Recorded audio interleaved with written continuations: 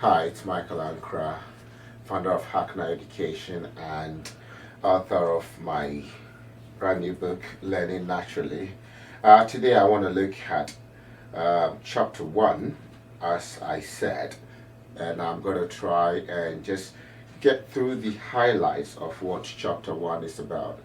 And I like to refer to, you know, um, Andy Cunningham, and she actually is a former publicist of the late Steve Jobs.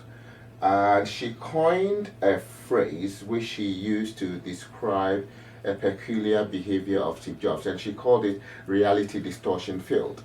And basically, what this is really is that Steve Jobs believes that everything or anything is possible, and for him everything that seemed to be impossible is made possible, or he will make you make that possible. So he was able to get people to do things that they believe in the prior to meeting him or working with him, they thought it was not possible. So if you come to think of the iPhone, for instance, before we had the smartphones that we had at the present, everybody thought that a smartphone must have a keypad, and then you have a small screen over there. The idea of the phone without a keypad was not reality. But then he had this vision. He thought that no, we can actually do that, have a bigger screen, okay, and then also use our fingers, to be the stylus, because by then there was this little metal which people were used to as a way of interacting with the phone. But I said, well, we have a better stylus as our finger. So this was what Steve Jobs did, and the impact, or if you like, the outcome of that kind of thinking was the fact that he was able to invent. He did not create. He was not an engineer or anything like that. But those people on their own could not do any of the things. They couldn't have invented or created an iPhone without his vision, his reality distorted field. And now, why is this story important?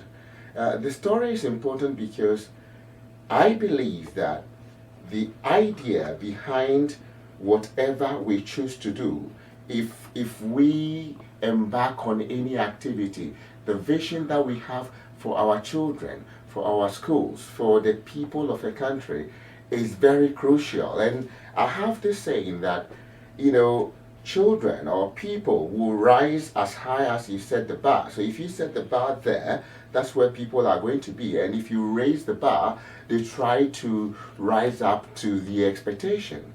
And that was seen in the work that Steve Jobs did at Apple and the creation of the iPhone, the iPad, iPod, and all the things that came with it. Now, why is this important? Now, this is important because if the original idea, the why behind our activity is important, then in education, which is one of the most important things that we're going to do, the reason why, the objective, you see, Steve Jobs, even though the iPhone at the time was not in his hand, in his mind's eye, in his vision, he knew what it was supposed to be. And so if you went and designed anything and brought it to him, he would say, no, this is rubbish. No, I don't want this. This is not what I want. And people were getting really frustrated because they thought, I've given my best, but your best is the reality best. But he is talking of a best which does not exist now. So he was able to push people beyond their boundaries. And I believe that our education right now, we need to think of our why. Is the why, and in chapter one of the things you find is that I tend to ask my children in school the question of, why do you come to school? And as I've said in the past, some of the responses that I get are very varied. They'll say, we need to learn so that we get a job when we grow up, or we need an education to make us smart, or if we don't come to school, parents could go to jail, or they come to school to meet their friends or to come and play. These are not wrong reasons to come to school. But then if you think of the future outcome and what we do today, one of my beliefs is this: we don't wake up one day to become who we become or become adults. The personality we form, who we become as adults, is actually a sum total of everything that we have done repeatedly. So that if we have a vision for our children, if I want my child to be a happy young man, very, outgoing, looking to change the world in their own way, then everything that I do, how I talk to them, the opportunities that I create, will be aimed at creating that. And then if you are a country and you are looking at creating citizens who are going to be strong and resourceful, then why you do things must be based on just a mere tick box.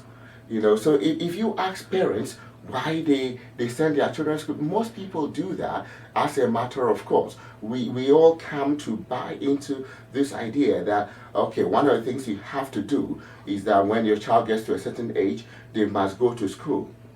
But have we come to think of why are we sending them to school? And if you read chapter 1 actually goes into that. It explores some of the existing reasons why people do that. And then I will point you out, why that thinking or that paradigm of thought must change.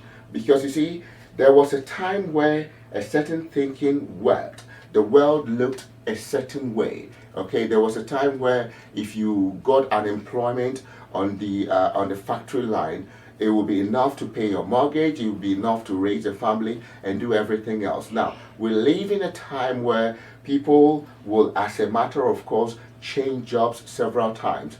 And then we are also living in a world where it's become a global village. So jobs are not open to people within a certain geographical area. I recently ordered my logo. I don't even know where the person lived, but it was just online, put in my details, and within 24 hours, they've done my job. So we need to change our perception, because the old idea of going to school to get your qualification and get a job is done. That is not going to stand the test of time. And I believe that parents, communities, governments should be able to reassess the reason why we go to school. And that is what chapter 1 is all about. So if you read chapter 1 of the book, in the key points, and I'm just going to go over that very quickly, I made the fact that before the introduction of formal education, human beings had a system of educating ourselves. And over there, I went into some of our traditional ways of educating our young people. If you go back to the olden days of West Africa, and the community educated their young ones according to the way that they expected. And also, one fact was that everyone from the home education succeeded. But then in the formal education, failure is almost a default. We expect that some people will fail, and that is okay. So chapter 1 really is all about why we go to school. And once we have delved into that, we will go into looking at what actually is the product that we're looking out for.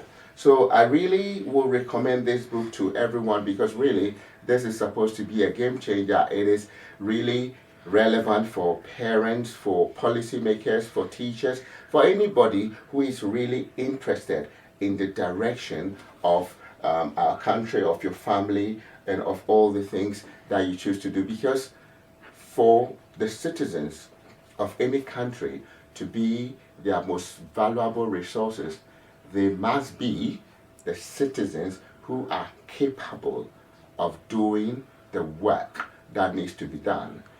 Join the movement for change to learn naturally, because I believe that learning is a natural thing to all human beings, and we can all learn to succeed. My name is Michael Ankrah, and I shall be with you again soon. Thank you for watching.